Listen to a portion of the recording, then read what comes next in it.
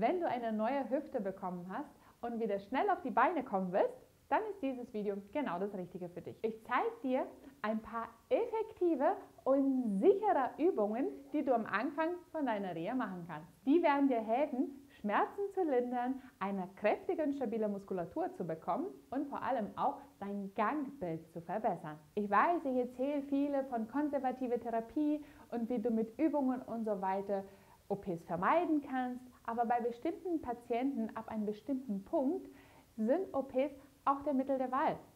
Auch wenn man erstmal mit konservativer Therapie die OP ein bisschen weiter nach hinten verschoben hat. Und der Vorteil ist, dass durch die OP die Patienten schmerzfreier werden und viel aktiver werden.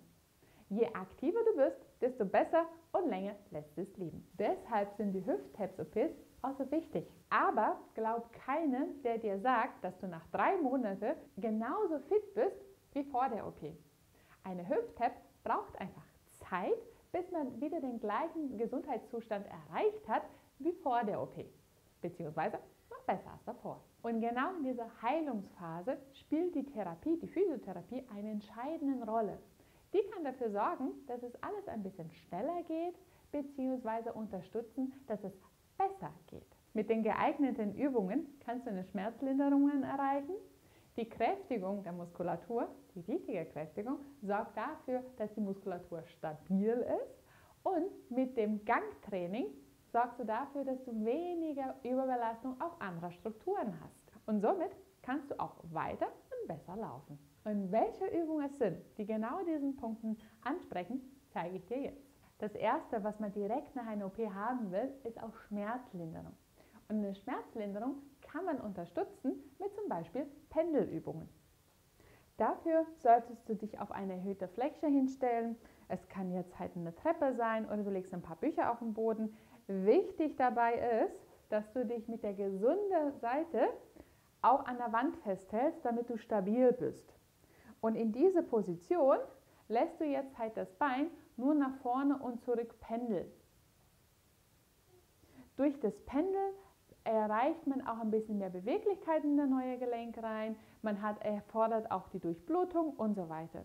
Das Gleiche ist auch, dass du nach außen pendeln kannst und wieder zurück. Hier ist es aber extrem wichtig, dass du nur bis zur Mittellinie bewegst und nicht weiter nach innen kommst. Am besten stell die seitlich hin und dadurch wird schon deine Bewegung durch die Stufe selber limitiert. Diese Übung solltest du eher nach Zeit machen. 1 Minute vor und zurück und auch 1 Minute seitlich hin.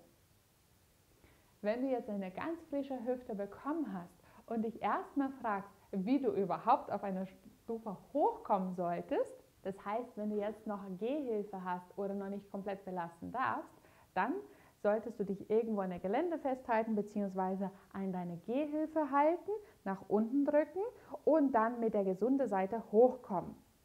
Einmal oben angekommen, kannst du die Gehhilfe einfach abstellen. Und dann Pendel. Vor und zurück und seitlich weg. Das nächste, was man sicherstellen will nach einer Hüft-OP, ist, dass man keine Thrombose kriegt. Und eine Thrombose lässt sich am besten vermeiden, indem du dich erstmal bewegst und gezielt mit einem Wadentraining.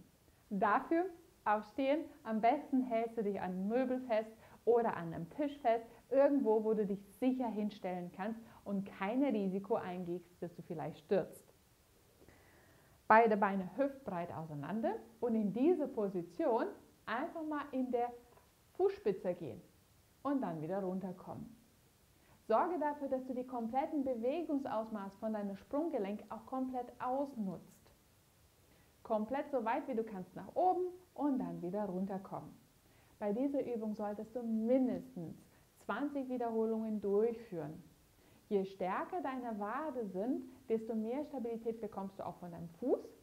Und wie gesagt, es wirkt sehr gut als Thromboseprophylaxe.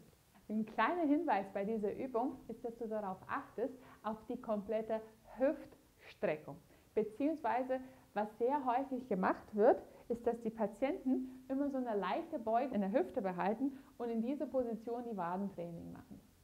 Sicherlich ist die Hüftbeugung, hat jetzt keinen Einfluss auf die Thromboseprophylaxe, beziehungsweise macht die Übung nicht weniger wirkvoll.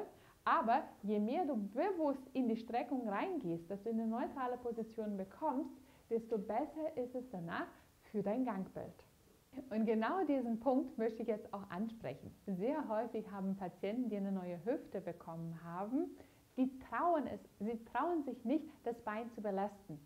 Entweder weil sie Angst haben, dass es Schmerzen dadurch verursacht werden, oder weil die Kraft noch nicht ausreichend ist, um das Bein so zu belasten. Man muss aber daran denken, dass Knochen Belastung und Entlastung braucht, um schneller zu heilen.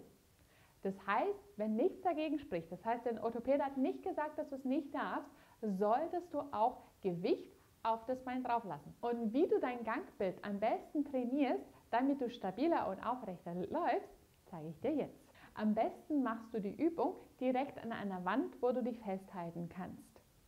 Die nicht operierte Seite zeigt dir zur Wand hin und auch da solltest du dich erstmal festhalten. Und jetzt beginnst du und du trainierst die Phasen vom Gang. Das heißt, das operierte Bein bringst du nach vorne, platzierst als erstes die Ferse auf dem Boden und dann den kompletten Fuß auf den Boden hin und jetzt bringst du deine Hüfte auf deine Ferse drauf. In diesem Moment ist es wichtig, dass du darauf achtest, dass du auch in der Lage bist, dein Gewicht auf die Ferse drauf zu gehen. Bleib mit dem Fuß komplett auf dem Boden, drück bewusst die Ferse auf den Boden hin und bring dann das gesunde Bein wieder zurück, bis die Ferse sich hochhebt. Und dann das gleiche nochmal rückwärts. Das heißt, Ferse auf dem Boden, kompletten Gewicht auf das operierte Bein drauf und das gesunde Bein nach hinten. Beide wieder auf einer Ebene bringen. Und diesen Prozess solltest du dann immer wieder trainieren. Wie gesagt, am Anfang an der Wand, danach einfach im freien Stehen. Ferse auf dem Boden, komplett Fuß auf dem Boden, die Hüfte über die Ferse drauf, Ferse nach unten drücken, Gewicht drauf lassen, nicht abweichen mit dem Becken und dann das gesunde Bein nach vorne, bis man die Ferse hochhebt. Ferse wieder runter, Gewicht auf das Bein drauf, bis man die gesundes Bein wieder nach hinten gibt. Bei dieser Übung sind zwei Aspekte ganz wichtig. Das erste ist, wie lange du in der Lage bist, dein Gewicht komplett auf das operierte Bein drauf zu lassen, dein Körpergewicht. Das heißt, versuche diese Phase, wo man auf dem Fuß komplett steht, nicht ganz so kurz machen, weil genau das ist, was die Patienten machen. Die stellen sich ganz kurz auf das operierte Bein hin und bringen sofort das gesunde Bein wieder dazu, weil sie Angst haben, dass es runterkippt oder weil es weh tut. Und genau dieses Hinken solltest du ja vermeiden. Und der zweite Aspekt, was man auch darauf achten sollte, ist, dass das Becken nicht abweicht. In dem Moment, wo du jetzt halt die Ferse nach vorne bringst, achte darauf, dass dein Becken nicht nach innen fällt und das Knie nicht nach innen abweicht, sondern versuch ganz bewusst mit einer aufrechten Haltung deinen Rumpf und Becken stabil zu halten, bis du dann das gesunde Bein auch wieder nach vorne bringst. Dafür kannst du zum Beispiel die Übung vor dem Spiegel machen oder deine Hände an der Hüfte platzieren. Und dann wirst du auch merken, wenn deine Hüfte seitlich abweicht. Man muss ehrlicherweise sagen, es ist kein Problem, wenn die Hüfte abweicht. Und es ist auch nicht schädlich für die neue Prothese an sich. Das Einzige dabei ist, dass der Körper viel mehr Kraft braucht, um solche Kompensationsbewegungen auszuführen. Und dadurch wird das Gangbild an sich unrund und es wird auch so anstrengend für dich. Je aufrechter du laufen kannst, desto besser und weiter kannst du dann halt laufen. Wenn dir dieses Video gefällt und du wissen willst, wie du mit einfacher Übung Schmerzen lindern kannst und auch deinen Alltag deutlich aktiver und beschwerdenfrei gestalten kannst, dann abonniere meinen Kanal. Hier bekommst du jede Woche neue Infos, was du machen kannst für deine Gesundheit. Und nun die zwei wichtigsten Muskelgruppen, die du trainieren musst, wenn du eine neue Hüfte bekommen hast. Das sind die Hüftabduktoren, das heißt die Muskulatur, die das Bein seitlich wegstreckt. Diese Muskelgruppe ist so wichtig, weil sie die Prothese seitlich stabilisieren. Wenn die Hüfte auskugelt, dann ist es sehr häufig, dass sie entweder nach hinten auskugelt oder seitlich weg. Je stärker diese Muskulatur ist, desto mehr kann sie dafür sorgen, dass es auch stabil bleibt, seitlich stabil bleibt. Und die zweite Muskulatur, habe ich ja gerade gesagt, sind die hinteren Anteil, die Hüftstrecke. Bei dieser Muskulatur der hinteren Anteil von der Gelenkkapsel stabilisiert. Sicherlich sind Hüftbeuge und Adduktoren auch wichtig für deinen Reha-Prozess, aber diese beiden Muskelgruppen, die müssen trainiert werden. Die erste Muskelgruppe, die Hüfte-Abduktoren, die sorgen dafür, dass man die Hüfte spreizen kann und gleichzeitig auch leicht nach hinten bringen kann. Am besten ist es, wenn du diese Übung auch im Stehen machen kannst, weil das eher die Alltagsbewegung entspricht, als jetzt zum Beispiel im Liegen. Es wäre super, wenn du zum Beispiel so ein Gummiband nutzen kannst, weil dadurch wird die Übung anspruchsvoller und deine Muskulatur schneller, kräftiger. Dazu platzierst du diesen Gummiband direkt oberhalb deiner Sprunggelenke und am besten machst du diese Übung vor ein Möbelstück oder vor einem Tisch, wo du dich gut festhalten kannst. Stell dir vor ein Möbel hin, halte dich fest, achte darauf oder versuche, dass dein Oberkörper gerade bleibt. Dadurch ist die Übung etwas effektiver. Aufrechter Stand und dann bringst du die Hüfte erstmal leicht auseinander und dann nach hinten hin. In so eine diagonale Richtung. Raus und nach hinten. Und diese Übung solltest du nun für mindestens 12 bis 15 Wiederholungen durchführen. Sicherlich ist es davon abhängig, von welcher Widerstand dir diesen Gummiband geben kann. Je stärker der Gummi, desto schwieriger ist auch die Übung. Du solltest auch ganz bewusst deine Gesäßmuskulatur anspannen, wirklich zusammenkneifen, damit du die Hüfte nach hinten und nach außen bekommst. Und dadurch, dass du in einem Beinstand bist, aktivierst du gleichzeitig auch die Adduktorenmuskulatur von deinem Standbein. Also ein Doppeltraining in 1. 3 Serien von 12 bis 15 Wiederholungen sind sinnvoll für dich. Wie gesagt, am besten mit dem Gummiband. Wenn du keins hast, erhöhe nur deutlich den Wiederholungszahl. Das heißt, du müsstest dich dann so in eine Richtung von 25 bis 30, 35 Wiederholungen bewegen.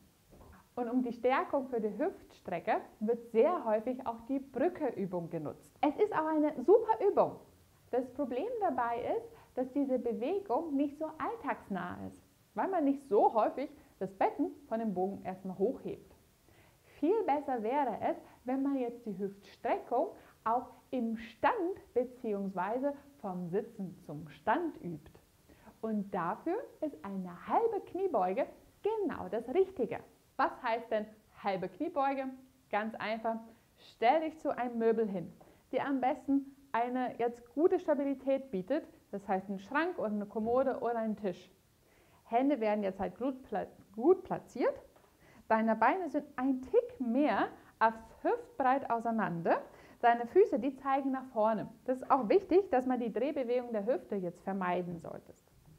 Und in diese Position bringst du nun dein Gesäß nach hinten, so als ob du dich hinsetzen wolltest, aber nur so ein bisschen, so eine halbe Kniebeuge, wie gesagt. Und dann bringst du wieder das Gesäß nach vorne, bis du komplett durchgestreckt bist. Also nochmal, das Gesäß kommt nach hinten. Wenn du nach unten guckst, müssen deine Knie nach hinten sein. Die dürfen nicht die Füße überdecken. Es geht nur darum, weil wir hauptsächlich die Hüftstrecke trainieren wollen und nicht die Oberschenkelmuskulatur. Gesäß nach hinten und dann das Becken wieder nach vorne bringen, bis man komplett durchgestreckt ist. Der Fokus von deiner Bewegung liegt an der Hüfte. Gesäß nach hinten, schön nach vorne festhalten, dass du stabil bleibst. Dein Gewicht ist jetzt komplett auf die Ferse, der Vorfuß kann sogar ein bisschen locker auf dem Boden sein. Und dann Gesäß wieder anspannen, bis man komplett in die Streckung geht. Sogar kannst du ein bisschen versuchen, eine Überstreckung der Hüfte zu erzeugen, weil man sowieso viel mehr in die Beugung bleibt im Alltag. Und diese Übung kannst du dann auch 12 bis 15 Mal wiederholen. Um optimal diese Übung noch durchzuführen, solltest du auch darauf achten, weil was sehr häufig passiert, ist, dass die Patienten das Gewicht nicht auf die operierte Bein verlagern, sondern auf die gesunde so abweichen. Und dann hat man so eine schräge Bewegung. Das ist ein klares Zeichen dafür, dass du deine Muskulatur nicht traust. Wenn das so bei dir ist, dann solltest du viel lieber die Beine einen Tick mehr zusammen und geh einfach weniger nach unten. Geh nur so weit nach unten, bis du sicher sein kannst, dass du beide Beine genau gleichmäßig belastest, um dann wieder hochzukommen. Und das wiederholst du 12 bis 15 Mal für mindestens 2 bis 3 Serien. In dieser Routine hast du Übungen für alle wichtigen Aspekte von deiner Reha. Schmerz, Beweglichkeit und Kräftigung. Und ja klar, das Gangbild. Du kannst zusätzlich während dieser Zeit auch Kältepads nutzen, um die Narbe herum, aber nicht direkt auf die Narbe. Die Kälte sorgt für eine kurzfristige Schmerzlinderung und sorgt auch dafür, dass das Gewebe sich auch erholen kann, bis du dann halt deine nächste Aktivität wieder annimmst. Ich hoffe, dieses Video hat dir gefallen. Lieben Dank fürs Zuschauen und wir sehen uns wieder beim nächsten Video. Tschüss!